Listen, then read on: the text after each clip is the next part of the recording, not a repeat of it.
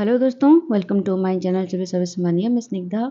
आज हम पढ़ने वाले हैं मिडिवल हिस्ट्री के लेक्चर नंबर 48 और आज हम डिस्कशन करने वाले हैं हमारे जो टॉपिक चल रहा था economic and social life under the Mughals. ये एक बहुत ही बड़ी टॉपिक था जिसमें आज का टॉपिक है पार्ट 3 और इसमें हम पढ़ेंगे थोड़ा मुग़ल साम्राज्य के टाइम पे हमारी सोसाइटी किस तरह की थी और उसमें आज हम जो डिस्कशन करने वाले हैं वो है रूलिंग क्लासेस के बारे में। किस तरह की जो जमींदार्स वगैरह होते थे, नोबिलिटी वगैरह होते थे और जो रूलर्स के साथ साथ भी उनके जो डिपार्टमेंट्स होते हैं, विलेजेस में जिस तरह की रूलिंग करते थे, सोसाइटी में जो रूलिंग करते थे वो रूलिंग क्लासेस।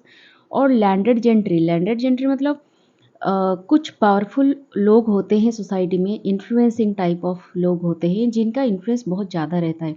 वो रूल नहीं करते लेकिन उनकी पावर थोड़ा ज़्यादा होती है, वो इनडायरेक्टली उतना इन्फ्लुएंस डाल सकते हैं जितना कि रूलिंग क्लासेस डाल सकता है। और डाइवर्स मिडिल स्ट्राटम मतलब जो बहुत ज़्यादा रिच नहीं है और बहुत ज़्यादा पुअर नहीं है। हमने ऑलरेडी पिछले वीडियो में पढ़ चुके हैं कि पिजेंट्स किस तरह की थी, आर्टिसंस किस तरह के थे और जो पुअर सोसाइटी के बारे में, नॉर्मल जो ऑर्डिनरी पीपल थे उनके बारे में हम ऑलरेडी पढ़ चुके हैं। आज हम पढ़ेंगे ये दोनों कैटेगरी की तरह, ये जो रूलिंग क्लासेस है लैंड जेनेट्री, ये जो अपर रिच फैमिली कैटेगरी की है उनके बारे में पढ़ेंगे। और डाइवर्स मिडिल स्ट्राटम और ये हो गया पुअर, इनके बारे में हमने ऑलरेडी पढ़ चुके हैं। ठीक है। और इनके बीच जो लोग रहते हैं, जिस तरह की आजकल की सोसाइटी में आप लोग देख पा रहे होंगे, जो मिडिल क्लास की फैमिली के लोग तो रहते हैं, ज़्यादा रिच नहीं ज़्यादा पुअर नहीं, उस कैटेगरी के लोग। और इसमें हम थोड़ा ये भी पढ़ेंगे इकोनॉमिक सोशल डायनामिक्स और इन लोगों के बीच किस तरह की रिलेशनशिप है, रिस्पॉन्सिबिलिटीज़ क्या है, उनकी राइट्स क्या है और मिडिवल इंडिया की सोसाइटी में इनका कंट्रीब्यूशन क्या है। इस सब के बारे में हम बहुत ही डिटेल्स में डिस्कशन करेंगे। तो बहुत ही शानदार होने वाला है, इंटरेस्टिंग होने वाला है। मैं बहुत ही मैप के थ्रू से बताने की कोशिश की हूँ। मुझे लगता है आप लोगों के लिए बहुत फ़ायदेमंद होगा अभी तक जिन्होंने सब्सक्राइब नहीं किया है, और लगता है मेरी कंटेंट आप लोगों के एग्ज़ाम के लिए रिलेवेंट है तो काइंडली सब्सक्राइब कर दीजिए। तो देर नहीं करते, चलिए शुरू करते हैं। तो दोस्तों पहले हम डिस्कशन करेंगे नोबिलिटी के बारे में। नोबिलिटी मतलब आप ऐसे समझ सकते हैं जैसे कि एक आजकल के ज़माने में हमारे जो मंत्री पद होते हैं, तभी राजा होते थे, राजा के साथ साथ जो डिफरेंट मंत्रियाँ होते हैं और डिफरेंट डिपार्टमेंट वो समझते मतलब डिफरेंट डिपार्टमेंट से को वो संभालते हैं। तो उनके जो हेड होते हैं, डिपार्टमेंट की हेड जो होते हैं उनको नोबिलिटी बोलते हैं। ठीक है। उनकी कंपोजिशन किस तरह से थी और उनकी कैरेक्टर किस तरह से थी। तो पहले तो नोबिलिटी और लैंडेड जेंट्री जो बहुत इन्फ्लुएंसिंग टाइप ऑफ पीपल होते हैं, मोस्ट पावरफुल लोग होते हैं, और जमींदार्स, ये तीनों मिलकर रूलिंग क्लासेस को कन्फाइन करते थे, मतलब रूलिंग क्लासेस को फॉर्म करते थे मिडिवल इंडिया में। और वो सोशियली जितने पावरफुल थे, इकोनॉमिकली भी उतना भी पावरफुल थे और प्रिविलेज्ड क्लास थे। प्रिविलेज्ड मतलब जैसे कि अगर लेमैन के भाषा में मैं आपको समझाऊं, अगर आपके पिता माता बहुत ही रिच फैमिली से बिलोंग करते हैं, आपके पास लग्जरियस लाइफ है, सब कुछ एक्सेसिबल है, आप जो भी चाहो वो कर सकते हो, तो आपके बच्चे के पास वो प्रिविलेजेस जाती है क्योंकि आपके पास काफ़ी सारा पैसा है और आप अपने बच्चे को बहुत सब कुछ सुविधा दे सकते हो जो वो बचपन से पाना चाहता है, मतलब एक लग्जरियस लाइफ, एवरीथिंग, जो भी चाहे जहाँ भी चाहे उसके कोई भी रुकावट ना हो, उस तरह की जो चीज़ें होती है ना उसको प्रिविलेज कहते हैं। और किसी किसी को ये सब हेरिडेटरी होती है। ठीक है। बहुत सारे लोग हेरिडेटरी से भी बिलोंग करते हैं और बहुत सारे लोग ऐसे होते हैं बहुत मेहनत करके इस जगह पे पहुंच जाते हैं। तो ये सोशियली एंड इकोनॉमिकली ये जो रूलिंग क्लासेस होते हैं वो बहुत प्रिविलेज्ड होते हैं, ब्लेसिंग्स उनके पास रहती है रूलर की। ठीक है। और थियोरेटिकली अगर हम देखेंगे तो मुगल्स की जो नोबिलिटी के डोर सबके लिए ओपन था। ऐसा नहीं कि सिर्फ एक क्लास के या फिर एक कास्ट के जो लोग थे। हम आपको लोग को याद होगा, हम एक वीडियो में पढ़े हुए थे, जो अकबर थे, अकबर के टाइम पे इस तरह की थी। उनकी जो नोबिलिटी में डिफरेंट कास्ट की, डिफरेंट रिलीजियन की नोबिलिटी हुआ करती थी। ठीक है। उसमें डिफरेंट कास्ट से लोग थे, डिफरेंट रिलीजियन से थे, ताकि वो एक वक्त पे अपने अगर एक रिलीजियन की या फिर एक कास्ट की, एक ट्राइब की एक नोबिलिटी होती तो एक वक्त पे क्या होता है, उनके बीच वो नेशनलिज्म पैदा हो जाता था और वो रूलर के एगेंस्ट चले जाते थे। इसी वजह से उन्होंने अपने जो नोबिलिटी में डिफरेंट डाइवर्स कम्युनिटी ऑफ लोगों को इंक्लूड किया करते थे, ताकि उनके खिलाफ कोई कभी भी कोई रेबेलियन ना हो, सब घुल मिल कर रहे। ये एक चीज़ था, ठीक है। तो अथर यही कहते हैं कि हो सकता है कि थियोरेटिकली सबके लिए ओपन था। ये अरिस्टोक्रेटिक कनेक्शन जो था, ये एक सिग्निफिकेंट एडवांटेजेस क्रिएट कर रहा था in becoming a part of the Mughal nobility. इसी वजह से यहाँ पे फॉरेनर्स भी इंक्लूड हुआ करते थे, डिफरेंट कंट्री के लोग भी इस नोबिलिटी में आकर शामिल होते थे, उनको भी पद दिया जाता था। इसी वजह से ये जो इतना सारा प्रिविलेजेस मिलता था, इसी वजह से बहुत सारे लोग यहाँ पे अट्रैक्ट होकर आते हैं और मुगल नोबिलिटी में एक पार्ट होने के लिए वो बहुत इंटरेस्ट रहते हैं, ठीक है।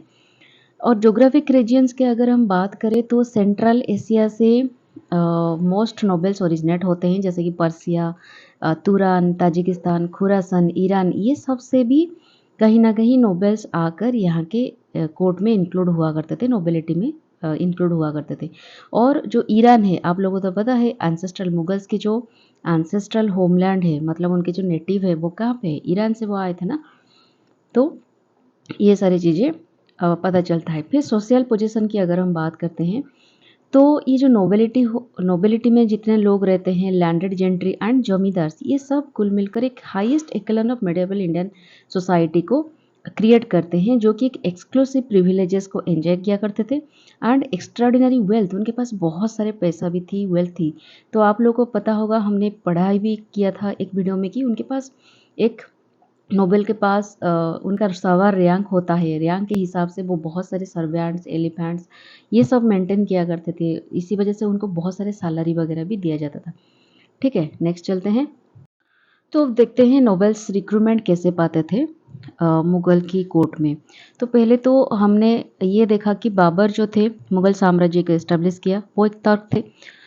तो उन्होंने बहुत ट्राई किया, तभी जब इंडिया में आए तो अफ़गान की रूलिंग बहुत ही शानदार चल रहा था। तो वो ट्राई किया कि अफ़गान की जो लीडिंग नोबेल्स थी उनको अपने साइड में लाने के लिए। लेकिन बहुत बार ना वो मतलब फेल हो गए अपने प्रयास में, क्योंकि वो जो अफ़गान रूलर्स थे उन्होंने काफ़ी रेस्टलेस थे और ट्रस्टवर्दी नहीं थे। वो काफ़ी बार आकर एग्रीमेंट कर लेते थे, लेकिन एक वक्त के बाद वो डिफेक्ट कर देते थे, मतलब धोखेबाजी करके।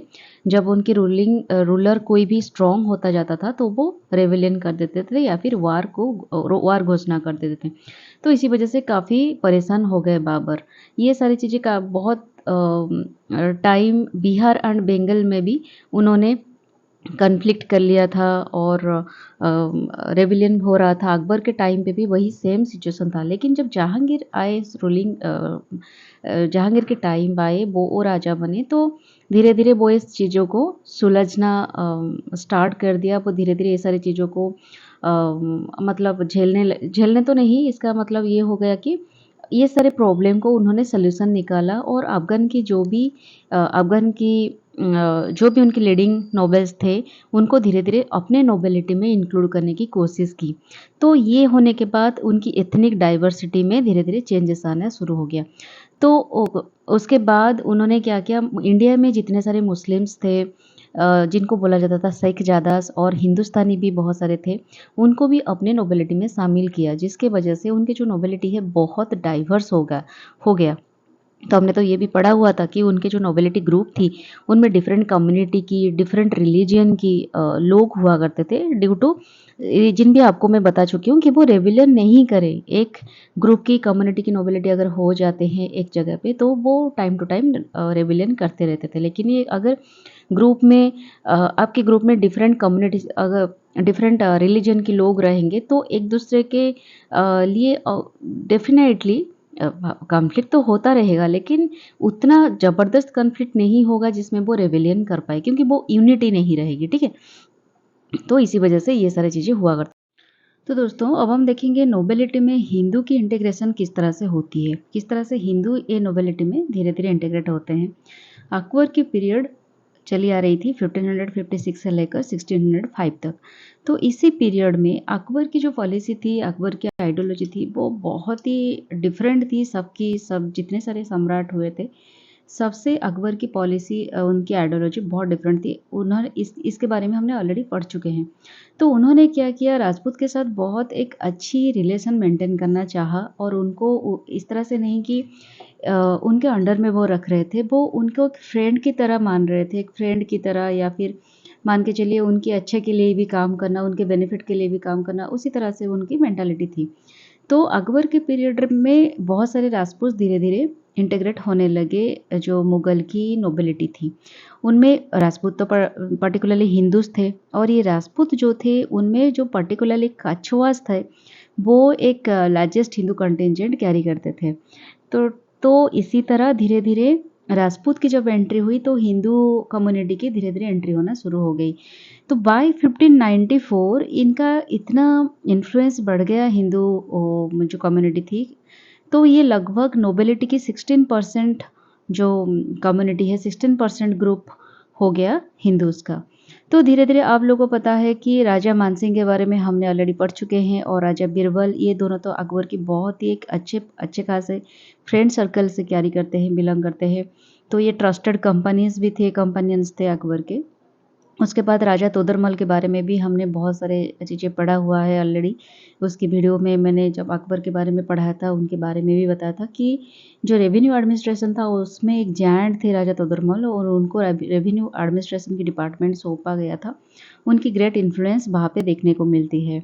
फिर अरिस्टोक्रेटिक कैरेक्टर के बारे में अगर हम बात करें, तो ये जो राजपूत वगैरह थे वो एक अरिस्टोक्रेटिक लाइफ मेंटेन कर रहे थे, क्योंकि हमारे जो इंडिया की कल्चर है, हिंदूज़ जो रूलर्स थे तभी, वो एक अरिस्टोक्रेटिक लाइफ डेफिनेटली मेंटेन कर रहे थे, और ये हेरिडिटरी राजास भी थे।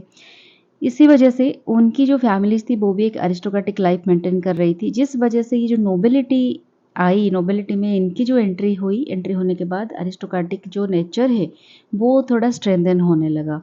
और ये भी एक चीज़ सिखाते गए कि लोअर सेक्शन से अगर आप लोए अकबर के टाइम पे क्या हो रहा था, जब आप लोअर सेक्शन में कुछ अच्छे खासे काम करते हो तो धीरे-धीरे आपको प्रमोशन मिल के ना आप एक नोबिलिटी की अच्छी खासी डिपार्टमेंट तक जा सकते हो, आपकी प्रमोशन होते-होते। तो ये एक चीज़ ना राजपूत की एंट्री होने के बाद ये एवेन्यूज़ खुल गई, जिसके वजह से क्या हुआ, जो कयस्थ था, खैत्रीज, ये सारे कम्युनिटी थे, कास्ट वगैरह थे, जिन्होंने अकबर के टाइम पे, उसके बाद जहांगीर के भी टाइम पे जो सेंट्रल एंड प्रोविंशियल गवर्नमेंट्स उनका था।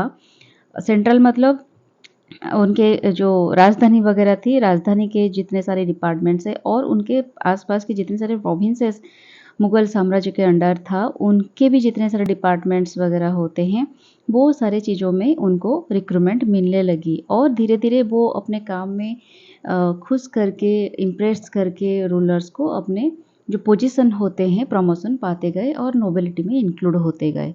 ठीक है, इसी तरह से नोबिलिटी स्ट्रॉन्ग होती गई, मतलब हिंदूज़ इंटीग्रेट होने लगे धीरे-धीरे।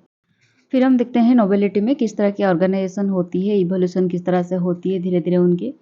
देखिए, जब जहांगीर और शाहजहां, अकबर के बाद जहांगीर आए, उसके बाद उनके बेटे शाहजहां आए, उसके टाइम पे नोबिलिटी एक सिग्निफिकेंट स्टेबिलिटी मेंटेन अचीव कर गया, और उनकी जो ऑर्गेनाइजेशन है धीरे-धीरे वो अपग्रेड होते गया। ठीक है, डेफिनेटली ज़माना भी बढ़ रहा है, टेक्नोलॉजी भी बढ़ रहा है, तो उसी तरह हमें भी अपग्रेड होना चाहिए। हर एक टाइम पे वक़्त उसी तरह से सेम पैटर्न पे रहेगी, इसका तो कोई गारंटी नहीं है। आप लोगों को पता है, आप लोग के पापा जिस ज़माने में रहते थे, उनके ज़माने में जिस तरह से टेक्नोलॉजी था, जो भी सिचुएशन था, अभी हालात काफ़ी चेंज हो गया है। उनके पापा के टाइम पे जिस तरह की हालत रही होगी, तो आपके पापा के टाइम पे थोड़ा वो चेंज हो गया होगा। तो डेफ़िनेटली एक डिकेड के बाद बहुत सारी चीज़ें बदलती रहती हैं।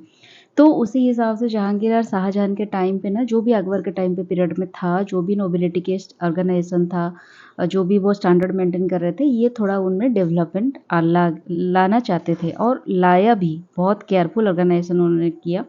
मनसबदारी सिस्टम भी काफ़ी हद तक उन्होंने स्ट्रेंथन किया, और उसको एक स्ट्रक्चर्ड एडमिनिस्ट्रेटिव फ्रेमवर्क में उनको बदला। उसमें क्लियर रूल्स था प्रमोशन के लिए, डिसिप्लिन मेंटेन हो रही थी, रिक्रूटमेंट हो रही थी, कॉम्पिटेंट पीपल, जो पीपल कॉम्पिटेंट माइंडसेट से बिलोंग करते हैं, आगे मतलब अ, आगे बढ़ना चाहते हैं, और धीरे-धीरे प्रमोशन पाना चाहते हैं, अपने देश के लिए, राजा के लिए कुछ करना चाहते थे। वो लोगों के लिए बहुत अच्छी मतलब फैसिलिटी थी इम्पीरियल सर्विसेज में। ठीक, तो जो भी नोबिलिटी में इंक्लूड होते थे और जो भी उनके मानसल्टरी सिस्टम होते थे और उनके डिपार्टमेंट में वो रिक्रूटमेंट पाते थे, उनको high salaries, extremely high salaries दिया जाता था और लिबरल रिलीजियस पॉलिसीज़ भी थी। मतलब जो अकबर के टाइम पे आपको पता है वो हर एक रिलीजियस को सेम पैटर्न पे देखते थे, सेम आइडियोलॉजी में देखते थे। कोई भी ऐसा रिलीजियस नहीं था जिसको वो ऊँचा दर्जा दिया था और किसी को नीचा दर्जा दिया था, ऐसा नहीं। हर एक रिलीजियस को वो सम्मान करते थे और जिसके वजह से और ऐसा नहीं था कि वो मुस्लिम थे, इस वजह से मुस्लिम कम्युनिटी को ज़्यादा अहमियत दिया जाता था या फिर हिंदू कम्युनिटी को कम अहमियत दिया जाता था, ऐसा कुछ भी नहीं था।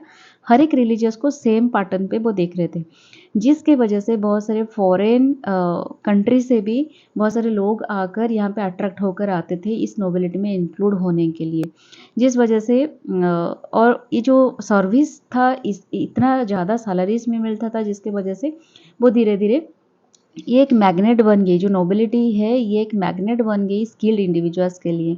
और धीरे धीरे क्या हुआ, वो जो फॉरेन कंट्रीज से आ रहे थे लोग नोबिलिटी में इंक्लूड होने के लिए, वो धीरे धीरे आकर परमानेंटली इंडिया पे सेटल होने लगे, जिसके वजह से हमारे इंडिया की जो रिचनेस बढ़ने लगी, डाइवर्सिटी भी बढ़ने लगी और इंडियन कल्चर की एक स्पेशल फीचर बन गई। ठीक है, धीरे धीरे। और ये जो कंपोजिशन है पर्टिकुलरली जहांगीर के पीरियड पे और शाहजहां के टाइम पे बहुत सारे नोवेल्स ऐसे थे जो कि इंडियन बॉर्न थे। ठीक है, और विथ इंक्रीजिंग प्रोपोर्शन ऑफ, जिसमें अफगान और फॉरेन कंट्रीज के भी, देखिए ये जो प्रोपोर्शन था ना, है ज़्यादा प्रोपोर्शन था इंडियंस की, जो कि इंडियन बॉर्न नोबिलिटी है। और अ, जो बाकी के प्रोपोर्शन थे उसमें अफगान्स भी इंक्लूड थे, इंडियन मुस्लिम्स भी इंक्लूड थे, हिंदूज भी इंक्लूड थे और फॉरेन कंट्रीज के भी कुछ कुछ नोबिलिटी धीरे धीरे इंक्लूड हो रहे थे। तो ये सारे चेंजिंग कंपोजिशंस हो रहे थे पर्टिकुलरली जहांगीर और शाहजहां के वक्त पे। उसके बाद क्या हुआ, नोबिलिटी में एक नई कम्युनिटी की एंट्री होती है जिनका नाम है मराठास। ठीक है, मैंने आपको मराठास के बारे में वीडियो ऑलरेडी बना चुकी हूँ, किस तरह की मराठास की एंट्रीज होती है, मराठा किस तरह से अपने डोमिनेंस गेन करते हैं, डोमिनेंट होते हैं एक वक्त पे। तो ये पर्टिकुलरली हुआ जहांगीर के पीरियड पे। ठीक है, क्योंकि अकबर बहुत ट्राई किया डेक्कन को अपने कंट्रोल में लाने के लिए, जहाँ पे मराठास बहुत डोमिनेंट होकर रह रहे थे। उनके डोमिनेंस के आगे अकबर की चली नहीं। बहुत बार अकबर ट्राई किया अपने सुजनिटी के अंडर डेक्कन को लाने के लिए, लेकिन वो सक्सेस नहीं हुए। तो उसके बाद उनके जो बेटे आए जहांगीर, तो जहांगीर उनको ये लगा कि मराठास जो है हब ऑफ द अफेयर्स हैं डेक्कन में, और डेक्कन में जो भी चीज़ें हो रही है मराठास के वजह से हो रही है, और मराठास इतना डोमिनेंट हो रहे हैं कि उनके साथ एक कन्फ्लिक्ट करके आप आगे नहीं बढ़ सकते। उनके साथ आपको एग्रीमेंट बनाना होगा, एक सुझाव के साथ, फ्रेंडशिप रिलेशन के साथ आगे बढ़ना होगा। तो ये इसी वजह से वो धीरे धीरे मराठास को अपने नोबिलिटी में इंक्लूड करते गए। उनकी पॉलिसी कहीं ना कहीं उनके बेटे शाहजहां उसको आगे कंटिन्यू करके लेके गए, क्योंकि मराठास को अगर कोई हरा पाया या फिर अपने सुजनिटी के अंडर ला पाया तो वो थे शाहजहां। ये तो हमने ऑलरेडी पढ़ चुके हैं। तो मराठास के एक सरदार थे जिनका नाम था शाहजी, और ये शाहजी कौन थे, वो थे शिवाजी के पिता। ठीक है, जो शिवाजी महाराज है उनके पिता थे।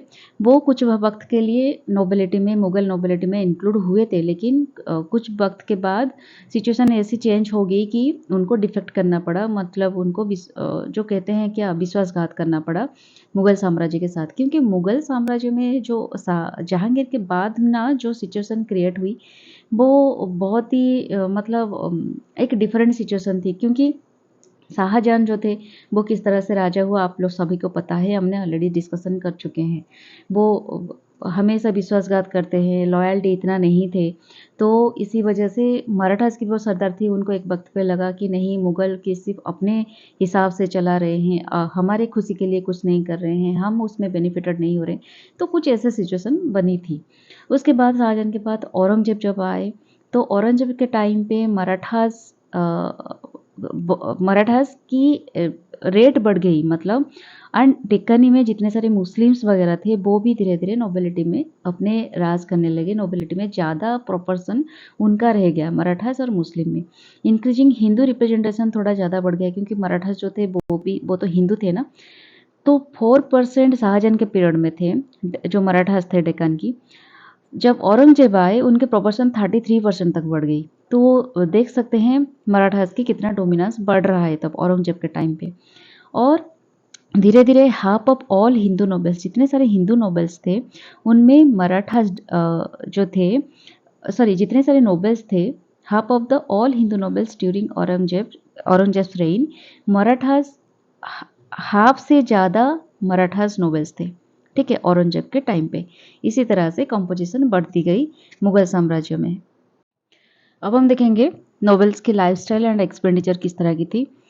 उनके जो नॉवेल्स थे उनको तो आपने पिछले स्लाइड पे हमने पढ़ा कि उनको काफ़ी एक्सट्रीमली हाई सैलरीज दिया जाता था, और इसी हिसाब से उनकी एक्सपेंसेस भी बहुत ज़्यादा थे।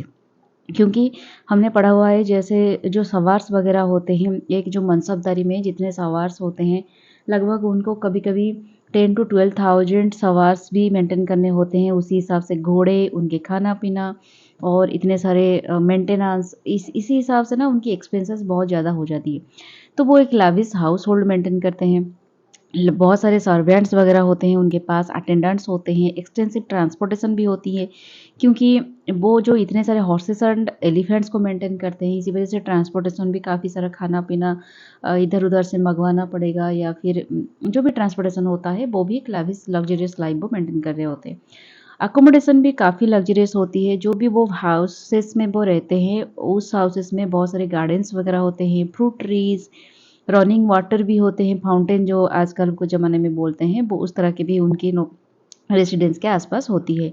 और ओमेन, हरम ऑफ ओमेन आज स्टाटस ऑफ सिंबल्स, बहुत सारे ओमेन्स की एक ग्रुप को मेंटेन करना भी एक स्टाटस होती है उनकी।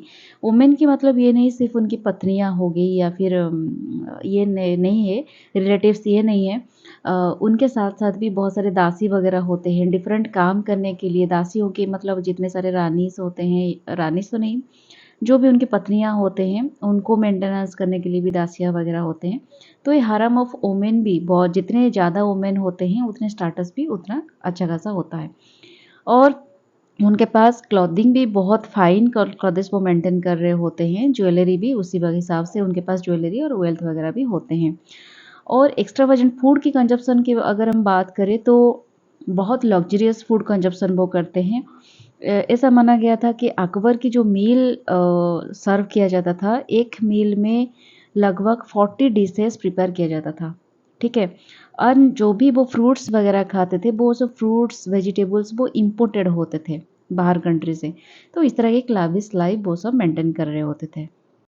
और क्या होती थी, उनके पास जो भी फ्रूट्स वगैरह होते थे, जो कि हमने पढ़ा कि एक्सपोर्ट किया जाता था, ये सॉरी इंपोर्ट किया जाता था बाहर से, वो particularly Samarkand and Bukhara region से इंपोर्ट किया जाता था। तो इससे ये प्रूव होता है कि ट्रेड नेटवर्क भी उतना एक्सटेंसिव हुआ करता था उसी टाइम पे। और इस वक्त एक बहुत इंटरेस्टिंग थिंग है कि आइस को एक लग्जरियस थिंग माना जाता था, और ये थ्रू आउट द ईयर जो भी नोबल फैमिली होते हैं, जो भी रॉयल फैमिली होते हैं, उनको थ्रू आउट द ईयर ये प्रोवाइड किया जाता था। और इसको हाईलाइट किया जा रहा है कि सोफिस्टिकेटेड प्रिजर्वेशन मेथड्स, बहुत ही प्रिजर्वेशन मेथड भी बहुत सोफिस्टिकेट तरीके से उसको किया जाता था। फिर ज्वेलरी के अगर हम बात करें तो बहुत ही मेन ओमेन बोथ ज्वेलरी और ऑर्नामेंट्स वो पहना करते थे। जहांगीर के वक्त पे जो आप लोग देखे होंगे आजकल के ज़माने में, जो मेल होते हैं वो अपने कान में पियर्सिंग करते हैं, वो भी जहांगीर के टाइम पे एक फैशन हुआ करता था। और ज्वेलरी को डेकोरेटिव पर्पजेस में भी सर्व किया जाता था, एंड इमरजेंसी कंडीशन के लिए भी रिजर्व करके रखा जाता था। तभी भी ज्वेलरी का उतना ही वैल्यू था जब आज के ज़माने में ज्वेलरी का जितना भी वैल्यू है। और कमर्शियल एक ऐसा चीज़ भी उनके समाज में होता था कि जो भी नोबल्स होते थे उनको, रूलर्स को ट्वाइस ईयरली, ईयर में 2 बार उनको गिफ्ट्स वगैरह एक्सचेंज करना होता था। और जो भी गिफ्ट्स ना स्टाटस के हिसाब से तय किया जाता था। अगर कोई नोबल्स की कुछ ज़्यादा स्टाटस है तो उसी हिसाब से गिफ्ट की अमाउंट होती थी, या फिर गिफ्ट की जो क्या कहते हैं वैल्यू होती थी, वो डिटरमाइन किया जाता था नोबल की स्टाटस हिसाब से। अगर वो स्टाटस कम वाला है तो उसको उसी हिसाब से कम वैल्यू वाला गिफ्ट देना होता था। और क्या होते थे, इन एक्सचेंज रूलर्स भी, जो भी राजा हुआ करते थे उस टाइम पे, वो भी रेसिप्रोकेट करते थे नोबेल्स को भी गिफ्ट वगैरह देते थे, एक सेरिमोनियल एक्सचेंज करके। एक सेरिमोनियल एक्सचेंज साइकिल इसी तरह से चलता रहता था। फिर हम देखते देखते हैं कि जो नोबिलिटी है उनकी इकोनॉमिक कंट्रीब्यूशन किस तरह से थे। तो एक वक्त होता था जो नोबिलिटी क्या करते थे, डायरेक्टली हो गया या फिर इनडायरेक्टली वो इकोनॉमी को कंट्रीब्यूट करते हैं। जो कंट्री की जो इकोनॉमी है उस डेवलपमेंट में वो कंट्रीब्यूट करते हैं। किस तरह से करते हैं देखते हैं हम। बहुत सारे नोबेल्स को क्या किया जाता था, अ, उनको पेमेंट किया जाता था in term of granting of land. Land दिया जाता था, कभी कभी डायरेक्ट पेमेंट ऑफ कैश किया जाता था या फिर कभी कभार नहीं होता, मैक्सिमम टाइम लैंड ग्रांट किया जाता था जो भी नोबेल्स होते थे। ठीक है।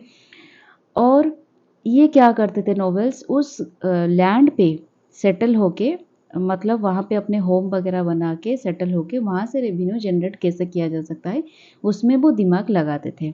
कैसे करते थे, वहाँ पे वो ऑर्चर्ड्स डेवलप करते थे।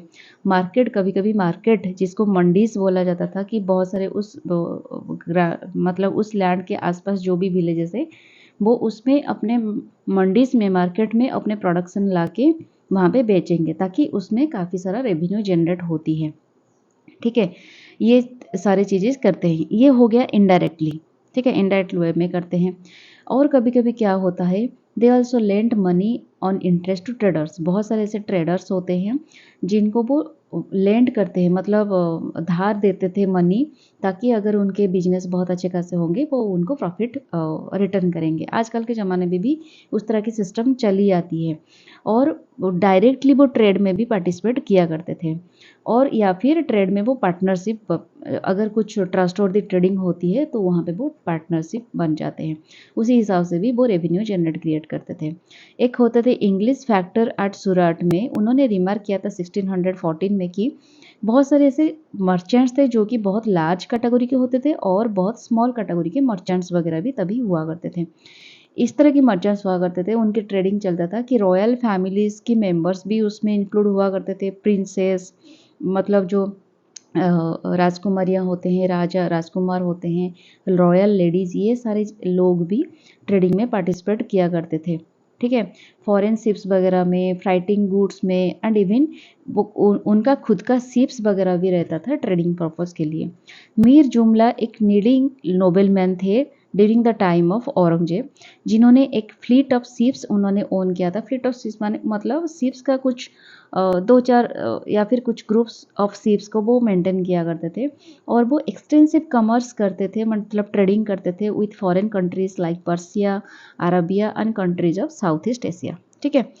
और मनी, जो कमर्स में मनी मिलता था, जो ट्रेडिंग पर्पजेस में जो मनी मिलता था वो इतना ज़बरदस्त होता था, तो उसका लियोर लग गया, मतलब लत लग गया उन लोगों को कि ऐसा कहा गया है, ऐसा देखा गया है कि औरंगज़ेब की जो चीफ़ काजी थे, जिनका नाम था, एक चीफ़ काजी थे, काजी मतलब जो रिलीजियस गुरु होते हैं, वो भी एम्परर की बिना, मतलब एम्परर बिना जाने कॉन्फिडेंशियल फॉर्म में वो ट्रेनिंग पर्पजेस में भी लगे हुए थे। ठीक है।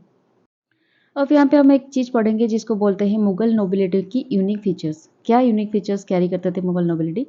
वो है बहुत सारे अनयूजुअल फीचर्स थे, जैसे कि कंपोजिट स्ट्रक्चर, एक बहुत ही एक अलग तरह की स्ट्रक्चर था, जिसमें उनके जो नोबिलिटी थे वो रिप्रेजेंट कर रहा था डाइवर्स रीजियंस को, डाइवर्स रिलीजन्स को। इसमें बहुत सारे डाइवर्स रीजियन से और रिलीजन से लोग हुआ करते थे। इसको हमने ऑलरेडी डिस्कशन कर चुके हैं पहले से ही, जो कि एक कल्चरल इंटीग्रेशन को प्रमोट भी कर रहा था, जो कि एक बेनिफिट है, एडवांटेज है। और बहुत सारे लोग थे जो कि पैट्रोनाइज कर रहे थे पेंटर्स को, म्यूजिशियंस को, पोएट्स को, बहुत बोथ पर्शियन, हिंदावी, ये सब लैंग्वेज को भी वो पैट्रोनाइज कर रहे थे। एंड बहुत सारे लोग थे जो कि स्कॉलर्स को भी पैट्रोनाइज कर रहे थे, क्योंकि डिफरेंट लोग, ऐसा नहीं कि लग्जरियस लाइफ मेंटेन करें, इसका मतलब ये नहीं उनकी रुचि या फिर पैसन नहीं होगा। सबका यूनिक यूनिक पैसन होता है, किसी को म्यूजिक्स में इंटरेस्ट है, किसी को डांस में इंटरेस्ट है, किसी को पोएट में इंटरेस्ट है, तो सब अपने अपने पैसन पे भी ध्यान देते थे कभी कभी। और ये क्या हुआ, धीरे धीरे फ्यूडल कैरेक्टर भी इसमें ओरिजिन, फ्यूडल कैरेक्टर से ये ओरिजिन होता है। फ्यूडल मतलब क्या है कि एक इकोनॉमिक सिस्टम है जहाँ पे आप जो कि पर्टिकुलरली यूरोप में चली आ रही थी, इस तरह की सिस्टम, जहाँ पे आपके पास आप अपने लैंड को किसी को देते हैं और एक्सचेंज में आप उससे सर्विस वगैरह लेते हैं। इस तरह की जो कैरेक्टरिस्टिक्स है इसको एक फ्यूडल सिस्टम भी माना जाता है। तो इस तरह के एक सिस्टम था उनके नोबिलिटी में, बट धीरे धीरे ये ब्यूरोक्रेटिक हो गई एंड कॉमर्शियल भी हो गई, क्योंकि वो ट्रेड वगैरह में काफ़ी इन्वॉल्व हो गए और धीरे धीरे ब्यूरोक्रेटिक डिफरेंट डिपार्टमेंट में वो इन्वॉल्व होने लगे, इंडल्ज होने लगे, जिसके वजह से ये धीरे धीरे चेंज हो गई। तो एक वक्त आया जहाँ पे डिसिप्लिन इशू क्रिएट हो गई, ठीक है, डिफरेंट ग्रुप के अंदर टेंशन्स क्रिएट हो गई और जागीरदारी सिस्टम जो है वो धीरे धीरे करप्ट होने लगी during the time of Aurangzeb, और जिसके वजह से जागीरदारी सिस्टम में क्राइसिस आ गई। जागीरदारी के बारे में हमने ऑलरेडी पढ़ चुके हैं, मनसबदारी सिस्टम, जागीरदारी सिस्टम, और ये सब होने के बाद धीरे धीरे क्या हुआ, मुगल साम्राज्य में नोबिलिटी डिसइंटीग्रेट होने लगी। ठीक है, तो दोस्तों नोबिलिटी के बाद हम और एक चीज़ पढ़ेंगे, वो है जमींदारी। जमींदारी भी उस वक्त बहुत चली आ रही थी। जमींदारी मतलब लैंड पे ओनरशिप और उनके कुछ राइट्स वगैरह हैं। ठीक है, personal ownership of land was very old, मतलब एक लैंड के ओनर होना हमारे जो इंडिया के कल्चर है, सिस्टम है, ये बहुत ओल्ड कल्चर है और हेरिडिटरी भी। अगर आपके पापा के पास कुछ जमी है तो आपके जो बेटे हैं या फिर बेटियां हैं उनके पास भी वो हेरिडिटरी राइट्स रहती है कि ये लैंड भी आप लोगों के पास ही रहेगी। तो ये जो सोर्स है, ये सोर्स हम कहाँ से मिला, अबुल फजल जो कि कंटेम्प्रेरी ऑथर्स थे, और कुछ कंटेम्प्रेरी ऑथर्स थे उस वक्त पे मुगल साम्राज्य में, उनके कुछ राइटिंग से ये पता चलता है। जो पहले कुछ लैंड ब्रड करता है और उसमें कल्टीवेशन वगैरह करते हैं वो ओनर हो जाते हैं उस लैंड की। और ऐसा कुछ था क्योंकि उस ज़माने पे एरिया बहुत ज़्यादा था और पॉपुलेशन बहुत ही कम, इसी वजह से बहुत सारे ऐसे जगह थे जो कि कल्टीवेशन हो रहे थे, और ऐसे बहुत सारी जगह थे जहाँ की वेस्टलैंड थे, जिसको बंजर भी बोला जाता है, जहाँ पे कल्टीवेशन वगैरह नहीं होती है। लेकिन जो लैंड ग्रैब किया जाता था मुगल सम्राट के द्वारा, वो क्या करते थे, कभी कभी लोग वहाँ पे डिफरेंट टेक्नोलॉजी यूज़ करके या फिर वो भी जो भी एंटरप्राइजिंग ग्रुप है उनके मदद से वहाँ पे एक न्यू विलेज सेटल करके वो एरिया को वो कल्टीवेशन के अंडर ला देते थे, मतलब वहाँ पे कल्टीवेशन योग्य बना देते थे वो एरिया को, जिसके वजह से और धीरे धीरे उस एरिया पे वो अपने अधिकार जमा लेते थे और हो गया वो उस लैंड के ओनर बन जाते थे। इस तरह की चीज़ें तभी हुआ करता था। और इसी इसी जो पैटर्न को बोला जाता था तालुका एंड हिज जमींदारी। अगर कोई इंसान एक बंजर वेस्टलैंड को अपने वहाँ पे विलेज सेटल करके वहाँ पे कल्टीवेशन कर लेता है और वो एरिया हो गया अपने अंडर, तो क्या हो गया, उसको उस इंसान की तालुका या फिर जमींदारी बोला जाता था। लेकिन कई बार देखा जाता था कोई जमींदार अगर कुछ विलेजेस की लैंड रेवेन्यू कलेक्ट कर रहा है, इसका मतलब ये नहीं उस विलेजेस की हर एक लैंड उसके अधिकार में है। ठीक है, कई बार क्या होता है, अधिकार ना होते हुए भी वो रेवेन्यू जनरेट किया करता था। ठीक है, तो जमींदार जो होते थे collected land revenue share up to 25%, जो भी रेवेन्यू वो कलेक्ट करते थे। हमने पढ़ा हुआ था क्या कि जो विलेजेस होते थे वहाँ पे जो रेवेन्यू जो भी लोग से कल्टीवेशन करते थे उनके कल्टीवेशन की 50% शेयर रेवेन्यू कलेक्ट किया जाता था, और 50% से 25% शेयर रख लेते थे जमींदार अपने पास। ठीक है, तो तालुका और जमींदारी एक considerable section of zamindars had the hereditary right of collecting land revenue from A number of villages. ठीक है, बहुत सारे नंबर ऑफ विलेजेस से जो भी रेवेन्यू कलेक्ट होता है वो इस इंसान के पास चली जाता है, तो इसी सिस्टम को बोला जाता है तालुका या जमींदार। ठीक है, और land ownership established by fast cultivation, जो कल्टीवेशन होता था इसके साथ साथ ये लैंड ओनरशिप पा लेते थे।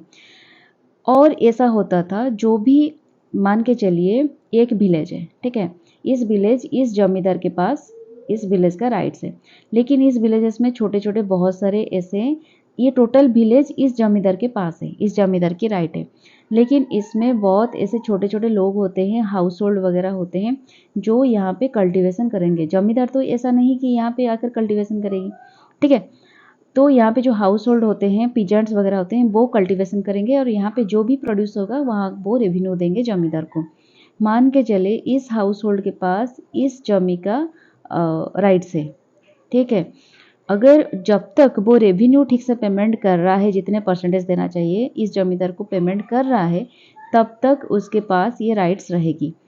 ठीक है, ये लैंड उसके पास उसके अधिकार में रहेगी। जब तक वो लैंड रेवेन्यू नहीं दे पाएगा, जब वो पेमेंट नहीं दे पाएगा, तो ये लैंड उससे लिया जाएगा, जमींदार उससे छीन लेगा। इस पैटर्न पे चल रहा था जमींदारी। समझ में आ रहा है आपको लोगों को? आगे चलते हैं। अब हम थोड़ा ये नज़र डालते हैं जमींदार की पावर और पोजीशन किस तरह की थी। जमींदार के जो भी जमींदार हुआ करते थे, उनके ऊपर और एक हायरार्ची थी जिसका नाम है राजास।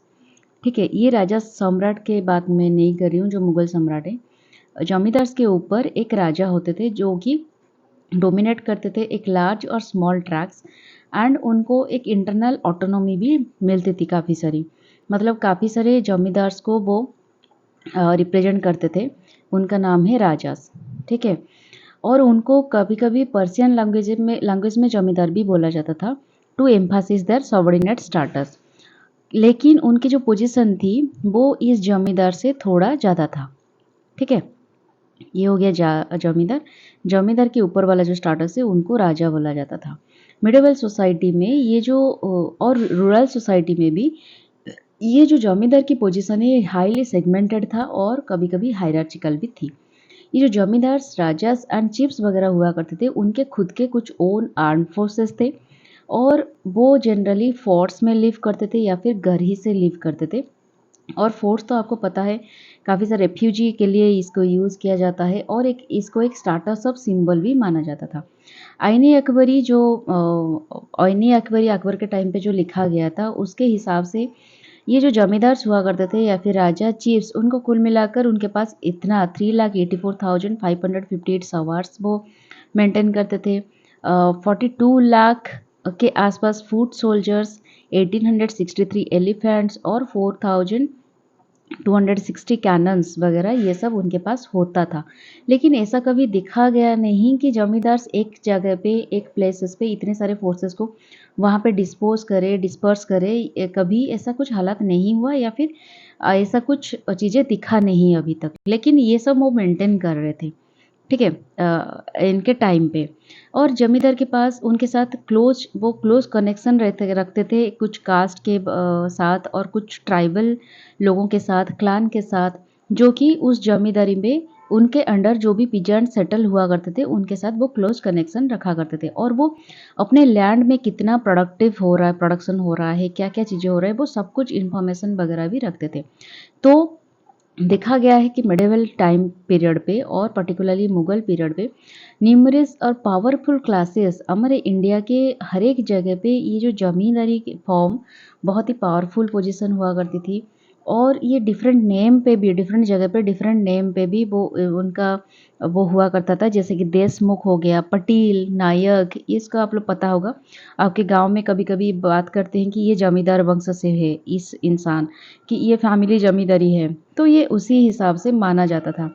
और इसी वजह से ये इजी नहीं हुआ करता था सेंट्रल अथॉरिटी को कि उनको इग्नोर किया जाए या फिर उनके काम से हटाया जाए। ठीक है, तो अब हम लास्टली बात करेंगे मिडिल स्ट्राटा के बारे में सोसाइटी में। देखिए, एक ट्रैवलर, तभी एक फ्रेंच ट्रैवलर हुआ करते थे जिनका नाम था बर्नियर। उनके हिसाब से इंडिया में कोई मिडिल स्ट्राटा नहीं था। आइदर लोग बहुत रिच होते थे या फिर बहुत पुअर हुआ करते थे। लेकिन आप एक लॉजिक लगाइए कि क्या कभी भी सोसाइटी में, कोई भी सोसाइटी में इस तरह की कैटेगरी हो सकते हैं कि ओनली रिच कैटेगरी या फिर ओनली पुअर कैटेगरी हुआ करते होंगे? डेफिनेटली एक मिडिल स्ट्राटा भी हुआ करता होगा, जिनको मिडिल मैन भी बोला जाता है, जो हम आजकल के हम लोगों की तरह जो लोग हुआ करते हैं। ठीक है, उसी तरह से उनको भी कंट्रारी करते हुए, उनको उनकी क्लेम को मतलब फॉल्स मानते हुए ये बात दिखा गया है इंडिया में बहुत सारे वेल्दी मर्चेंट्स तो हुआ करते थे, और इस तरह के वेल्दी हुआ करते थे कि वो वर्ल्ड के रिचेस्ट भी थे। उनके पास कुछ ट्रेडिशनल राइट्स वगैरह भी थी, लाइफ प्रॉपर्टी के लिए प्रोटेक्शन भी दिया करते थे वह रूलर्स। लेकिन उनके पास एडमिनिस्ट्रेशन के लिए right to administer any of the towns, कोई भी टाउन को एडमिनिस्टर करने के लिए उनके पास राइट नहीं था। इतना बड़े बड़े मर्चेंट्स थे, क्योंकि उनके एडमिनिस्ट्रेशन करने के लिए नोबल्स हुआ करते थे, डिफरेंट जमींदार राजास हुआ करते थे, लेकिन मर्चेंट्स को ये हक नहीं था। लेकिन अगर मिडिल स्ट्राटा के बारे में बात करें, मिडिल स्ट्राटा मतलब पुअर और रिच के मध्यम में जो कैटेगरी लोग हुआ करते हैं, तो उसमें इंक्लूड करते हैं मास्टर क्राफ्ट्समैन। जो क्राफ्ट्समैन वगैरह होते हैं पर्टिकुलरली नोबल्स एंड मर्चेंट्स के लिए वो गुड्स एंड प्रोडक्ट्स में बनाते हैं, उनको बोला जाता है क्राफ्ट्समैन। जो जो मास्टर क्राफ्ट्समैन या फिर स्किल्ड क्राफ्ट्समैन हुआ करते थे, कुछ स्मॉल मनसबदार्स हुआ करते थे और शॉपकीपर्स भी हुआ करते थे, उनको इस मिडिल स्ट्राटा में इंक्लूड किया गया है। और इसमें कुछ फिजिशियंस, जो भी फिजिशियंस होते थे, उनको हाकिम्स कहा जाता था। म्यूजिशियंस, आर्टिस्ट, स्कॉलर्स, काजीज, थियोलॉजियंस, एडमिनिस्ट्रेटिव कुछ ऑफिशियल्स वगैरह होते हैं, जो कि मिडिल स्ट्राटा की मिडिल स्ट्राटा की एक इम्पोर्टेंट जो कम्युनिटी हुआ करते थे, और उनको सपोर्ट किया जाता था बाय लैंड ग्रांट्स। और इसको मुगल टर्मिनोलॉजी में उनको जो लैंड ग्रांट्स किया जाता था, उनको मादाद ये मासा मासा बोलते हैं, या फिर राजस्थान में उसको शासन बोला किया जाता है। ठीक है। मुगल एम्पायर के अलावा भी जो भी राजा हुआ करते थे उस वक्त पे, उनके अलावा भी लोकल रूलर्स जो हुआ करते थे या फिर जमींदार्स, इवन नोबल्स को के पास भी ये राइट्स था कि ये इस तरह के ग्रांट्स कर सके, जो मिडिल स्ट्राटा है उनको ग्रांट कर सके। इस ग्रांट्स को रिन्यू करते थे लेकिन मुगल एम्पायर। ठीक है। और कभी कभी ये हेरिडेटरी भी हो जाता था, अगर किसी पापा के पास है तो ये बेटे के पास भी चला जाता था।